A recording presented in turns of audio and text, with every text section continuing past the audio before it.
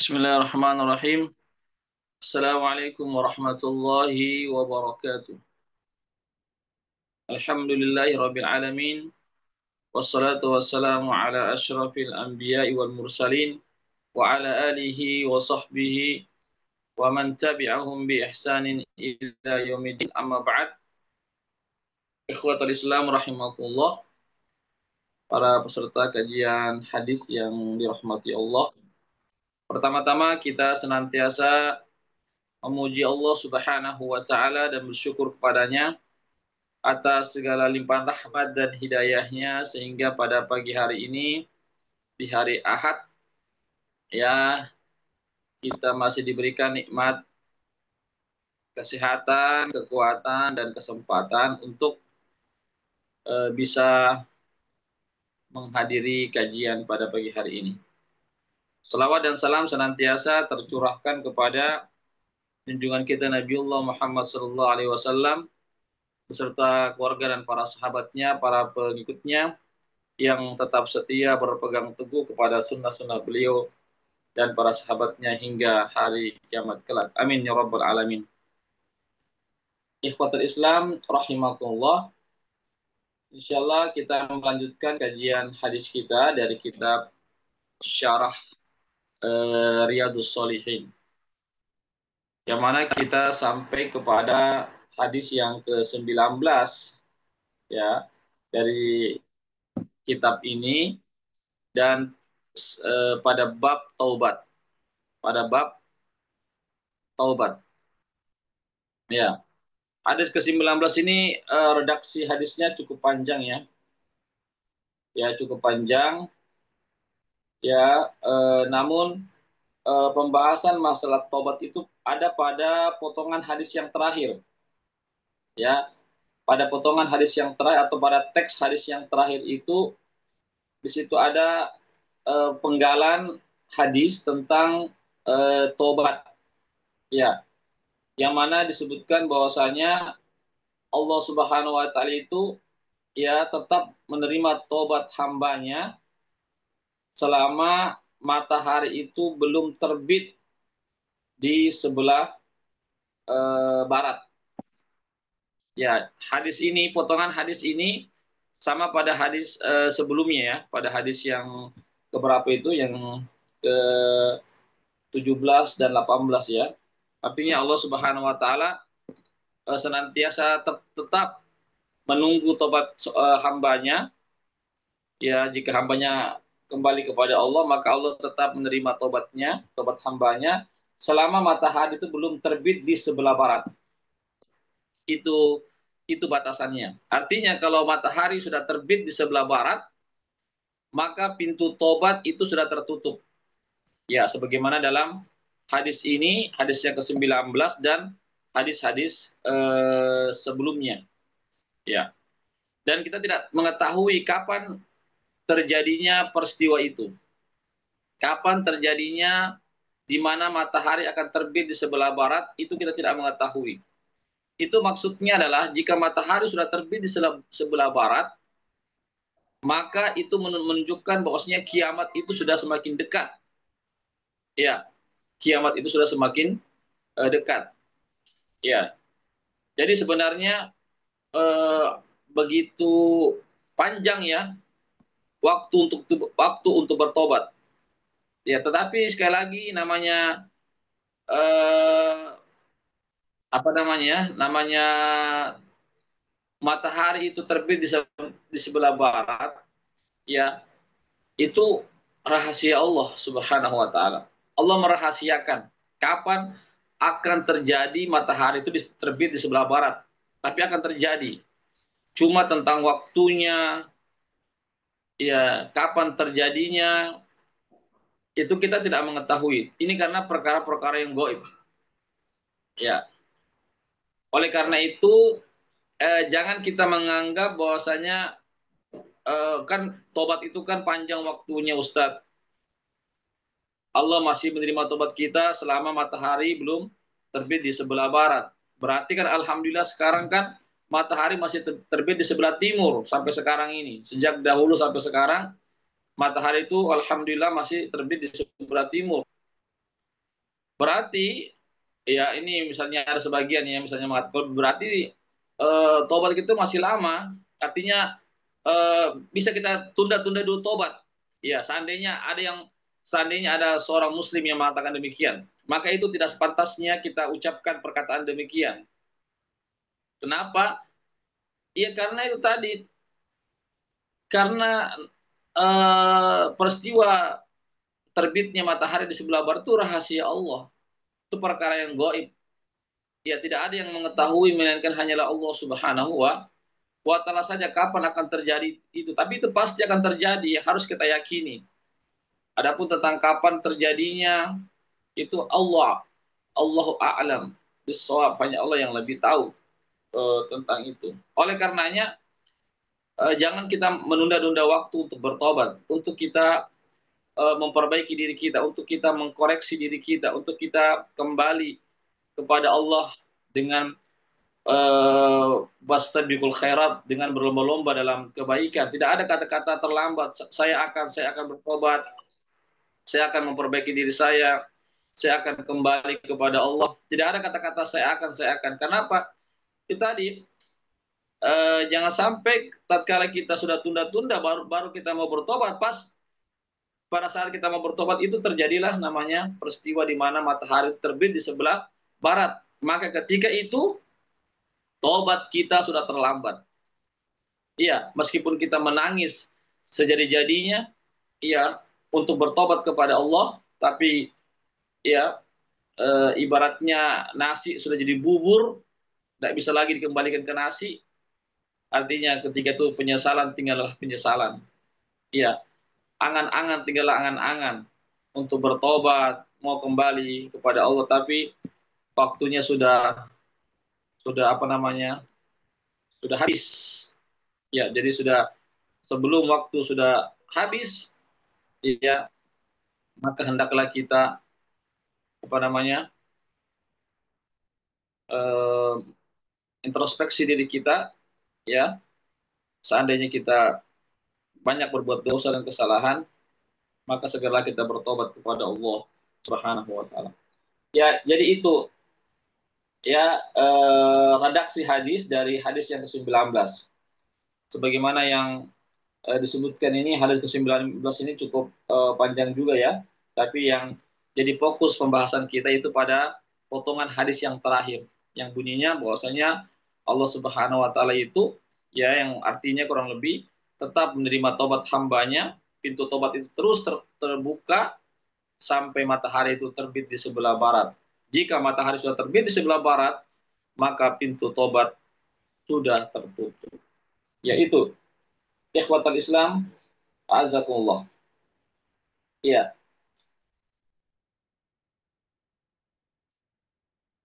ya, jadi kita lewati saja ini ya. Kemudian kita lanjut ke hadis yang berikutnya. Ya, hadis yang berikutnya ini, ya, ini hadis yang ke-20. Ya, hadis yang ke-20 ini berisi tentang apa namanya? Ya, hadis ke-20 ini berisi tentang kisah ya, kisahnya pendek ya, tidak panjang. Itu tentang kisah seseorang yang bertobat. Tapi bagus kisahnya ini, saya akan bacakan ya. Ya, saya bacakan. Wa an Abi Sa'id Sa'd bin Malik bin Sinan Al-Khudri radhiyallahu anhu anna Nabiy sallallahu alaihi wasallam qala kana fi man kana qablakum rajulun qatala tis'an wa tis'ina nafsan. Jadi ini hadis diriwayatkan dari sahabat Nabi yang bernama Abu Sa'id Al-Khudri, semoga Allah meridhai beliau, bahwasanya Nabi kita Muhammad SAW pernah bersabda, ya, Nabi kita Muhammad SAW pernah bersabda, dulu ada orang-orang sebelum kalian, ya, dulu sebelum kalian ada seseorang yang pernah membunuh 99 orang. Bayangkan ya, ada orang yang pernah membunuh 99 orang. Ini yaitu di apa namanya, di kaum Bani Israel ya, Bani Israel ada dulu seseorang yang sangat jahat sekali, ya, yang sangat bengis sekali sampai-sampai dia telah membunuh 99 orang. Coba bayangkan, yang dia bunuh bukan 9 orang, bukan 10 orang, tapi 99 orang. Ya, hampir 100 dia bunuh. Ya, namun orang ini akhirnya ada keinginan dia untuk bertobat kepada Allah. Ya, ada keinginan dia untuk mau bertobat kepada Allah Subhanahu wa taala. Maka dia pun bertanya ya kepada orang-orang siapakah yang bisa menuntunnya kepada tempat pertobatan. Ya, dia minta ada orang yang bisa menuntunnya agar dia bisa bertobat kepada Allah Subhanahu wa taala. Maka ditunjukkanlah dia kepada seorang rahib. Rahib ini adalah seorang ahli ibadah. Maka dia pun mendatangi rahib itu selain mengatakan bahwasanya dia telah membunuh 99 orang. Apakah uh, Allah masih bisa menerima tobat saya? Katanya. Apa kata sang rahib itu? Sang ahli ibadah itu mengatakan, tidak mungkin. Ya, tidak mungkin Allah menerima tobatmu. Ya, karena apa? Karena engkau telah apa namanya? Begitu banyak dosa yang kamu lakukan. Bayangkan 99 orang dia bunuh. Akhirnya karena perkataan sang rahib ini yang mengatakan tidak mungkin diterima tobatmu, maka dia bunuh itu rahib. Ya, maka genaplah menjadi 100. Ya, genaplah menjadi 100. Namun orang itu setelah dia bunuh itu sang rahib, dia masih ada keinginan, ya, penyesalan untuk segera bertobat kepada Allah. Maka dia pun mencari lagi, lalu dia pun ditunjukkan pada seseorang alim, ya, seorang alim atau orang yang berilmu. Adapun tadi rahibnya itu dia ahli ibadah tapi dia tidak ada ilmunya. Sedangkan orang yang kedua ini adalah orang yang memiliki ilmu. Dia pun mendatangi seorang alim itu mengatakan, wahai alim, saya ini sudah membunuh 100 orang. Apakah saya tetap diterima tobatku oleh Allah Subhanahu wa taala? Apa kata sang alim ini? Ya, iya. Selama kamu mau bertobat, Allah akan terima tobatmu. Ya, Allah akan terima tobatmu. Ya. Namun kata sang alim, tapi engkau harus tinggalkan itu kampung itu, karena kampung itu adalah orang-orang yang tidak beriman kepada Allah, orang-orang yang eh, banyak berbuat dosa di tempat tersebut. Tinggalkan kampungmu, pergilah kamu ke kampung sebelah. Di kampung sebelah itu orang-orang yang bertaat kepada Allah, orang-orang yang beriman kepada Allah.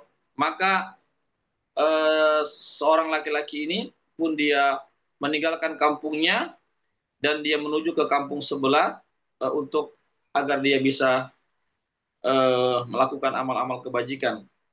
Namun apa yang terjadi di tengah perjalanan, malaikat maut mencabut nyawanya.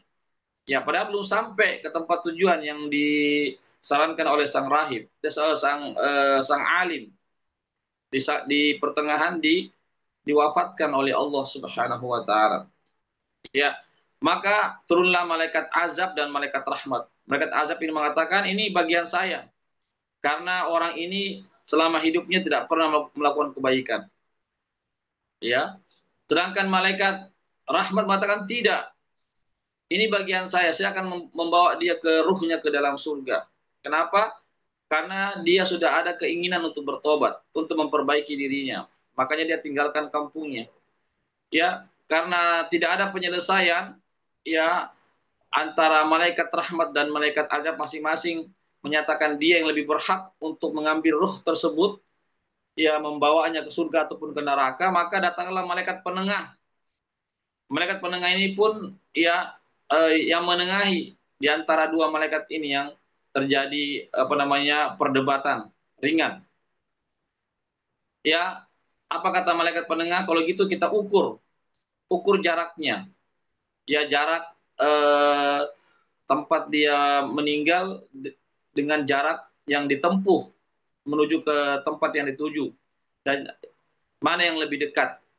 Ya, artinya kalau jaraknya dicabutnya nyawanya itu, kemudian antara tempat dicabutnya nyawanya orang laki-laki itu dengan tempat yang dia tuju itu lebih dekat, maka dia divonis penghuni surga. Namun seandainya, ya, namun seandainya tempat di mana dicabut nyawanya orang itu, ya jaraknya dengan tempat yang ditinggalkan itu lebih dekat, ya tempat yang orang-orang tempat kampungnya yang banyak berbuat kemaksiatan orang di situ lebih dekat, maka dia divonis masuk neraka, dibawa ruhnya ke neraka. Ikhwan al-Islam, azakumullah. Ya, apa yang terjadi setelah diukur, maka jaraknya tempat dia dicabut nyawanya orang itu dengan jaraknya menuju ke tempat yang dia tuju itu, ya di kampung yang dia tuju itu lebih dekat dibandingkan dengan jarak yang dia tinggalkan dari kampung itu. Jaraknya perbedaannya cuma 1 jengkal saja. Bayangkan ya, artinya perbedaan tipis 1 jengkal saja. Tapi karena dia lebih dekat jaraknya menuju tempat orang-orang baik di situ, orang-orang beriman di situ, maka malaikat penengah memutuskan bahwasanya laki-laki ini adalah penghuni surga. Iya, maka diambillah ruhnya oleh malaikat rahmat, dimasukkan ke dalam surga Allah Subhanahu wa taala. Luar biasa ya. Ikhwatal Islam, azakumullah. Ya, sekali lagi ini menunjukkan bahwasanya janganlah kita berputus asa dari rahmat Allah. Ya, sesungguhnya rahmat Allah itu sangat luas. Pintu taubat itu Allah itu sama terus terbuka. Sebesar apapun dosa kita yang kita lakukan, janganlah kita berputus asa. Artinya segera kita memohon ampun kepada Allah. Tidak ada kata terlambat untuk kita kembali kepada Allah Subhanahu wa taala. Ya, sebagaimana orang tadi ini yang sebagaimana yang disebutkan dalam hadis ini hadis sahih ya, hadis riwayat Bukhari dan Muslim. Ya, ini hadis sahih, kisah yang sahih karena Nabi yang kisahkan dalam riwayat yang sahih. Iya, artinya apakah ada di antara kita ya yang membunuh sampai 100 orang? Ya, itu jarang sekali terjadi. Ya, tapi orang ini disebutkan 100 orang dia bunuh, tetapi dia tidak pernah untuk berputus asa, dia terus mencari agar dia ada orang yang menuntunnya agar dia bisa bertobat kepada Allah Subhanahu wa taala. Ya, singkat ceritanya bahwasanya dia pun diterima tobatnya oleh Allah Subhanahu wa taala. Meskipun dia belum melakukan amal kebajikan. Ya, sebagaimana kisah tadi yang saya sampaikan, belum ada amal kebajikannya yang dikerjakan selama hidupnya. Iya. Begitu juga ketika dia bertobat itu belum ada kebaikan yang lakukan. Kebaikannya ketika itu hanya sekedar dia meninggalkan tempat kampung halamannya itu, belum sampai kepada tempat yang dia tuju untuk beramal soleh. Ya, tapi di sini karena sudah niat, sudah ada penyesalan, ada niat, ada tekad yang kuat untuk bertobat kepada Allah, ya, menyesali atas segala perbuatannya selama ini, ya, namun qadar Allah telah menakdirkan dia untuk dicabut nyawanya oleh malaikat maut atas perintah Allah tentunya, ya, meskipun dia belum melakukan amal-amal kebajikan, tetapi dia sudah melangkah beberapa langkah, dia sudah menyesali perbuatannya, dan sudah ada niat yang kuat, ya, di antara niat yang kuat dia meninggalkan tempat tersebut sebagaimana arahan dari sang alim, tinggalkan tempat itu orang-orang kafir, orang-orang yang tidak taat kepada Allah, menuju kepada pergilah kamu ke sebuah kampung sebelah, di sana orang-orang beriman, orang-orang yang mentaati Allah Subhanahu wa taala. Oleh karena itu, ya, janganlah kita terus menyerah, pasrah begitu saja, tapi tetap kita usaha. Ya, usahanya apalah? Ya, kalau ada perbuatan buruk segera kita tinggalkan. Kalau ada misalnya tempat-tempat yang kita bergabung di situ, itu yang membuat kita jauh lalai dari Allah, tinggalkan tempat itu. Kita pergi kepada tempat komunitas orang-orang yang beriman, orang-orang yang taat, agar kita juga menjadi orang-orang yang taat. Karena faktor lingkungan itu juga mempengaruhi. Sebagaimana hadis Rasulullah SAW, almaru ala dini khalilihi, falyanzur ila man yukhaliluhu.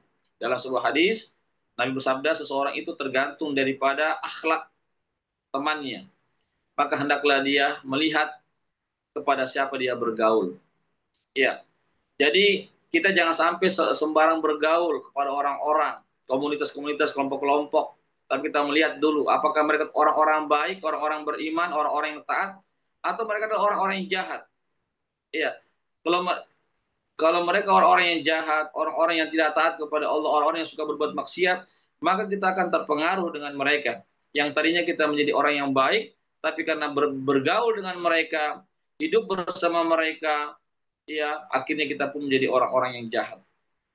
Ya, oleh karena itu, ya tatkala kita mengakui sudah menyesal atas apa yang kita lakukan, maka langkah berikutnya adalah jika lingkungan itu mempengaruhi tentang akhlak kita, ibadah kita, agama kita, maka tinggalkanlah lingkungan itu. Kita mencari lingkungan yang islami, lingkungan yang imani, lingkungan yang senantiasa orang-orangnya taat kepada Allah Subhanahu wa taala. Ya, barangkali ini yang bisa kami sampaikan ya terkait tentang pertobatan. Jadi sekali lagi, tidak ada kata terlambat untuk bertobat, namun jangan menunda-nunda tobat. Segera kita bertobat tatkala kita terjatuh dalam perbuatan dosa. Sesungguhnya Allah menerima tobat hambanya sebelum hambanya itu nyawanya belum sampai di tenggorokan, dan juga sebelum matahari terbit di sebelah barat. Tapi ini semua adalah rahasia Allah. Kita tidak tahu kapan kita akan meninggal dunia, kapan kita wafat, kita tidak tahu. Makanya ini rahasia Allah. Oleh karena itu janganlah menunda-nunda tobat, segera kita bertobat kepada Allah Subhanahu wa taala. Demikianlah apa yang kami sampaikan. Sebelum saya tutup, silakan ditanyakan kalau ada yang bertanya.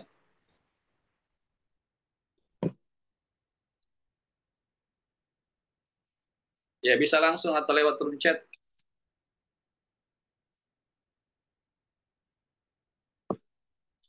Ya, kalau tidak ada, maka kita cukupkan sampai di sini. Mudah-mudahan ada manfaatnya bagi kita semuanya. Yang benar datangnya dari Allah saja, yang khilaf, yang salah dari kami dan dari kebodohan kami atau godaan setan yang terkutuk. Kami mohon ampun kepada Allah dan kami mohon maaf kepada para peserta semuanya. Semoga Allah Subhanahu wa taala memberikan kepada kita keistiqomahan, keikhlasan dan kesabaran dalam mempelajari syariat ini di dalam menjalankan amal-amal Islami. Dan kami ucapkan juga jazakumullah khairan katsira pada para donatur yang sudah berpartisipasi terlaksananya kajian kami. Semoga Allah memberikan ya balasan yang lebih baik lagi di dunia ini, lebih-lebih di hari akhirat kelak. Amin ya rabbal alamin. Kami undur diri, insya Allah jam 10 nanti ada kajian kami lagi, yaitu kajian Tazkiyatun Nufus jam 10 pagi ini. Ya, kajian tentang penyucian jiwa. Silakan para peserta yang punya waktu dan kesempatan bisa bergabung kembali di room Zoom, di ruang Zoom kami jam 10 pagi ini insya Allah dalam kajian Tazkiyatun Nufus. Barakallahu fikum jami'an. Mohon maaf sekali lagi. Kami akhiri kajian kami dengan baca doa penutup majelis. Subhanakallahumma bihamdik. Asyhadu an la ilaha illa anta astaghfiruka wa atubu ilaik. Assalamualaikum warahmatullahi wabarakatuh.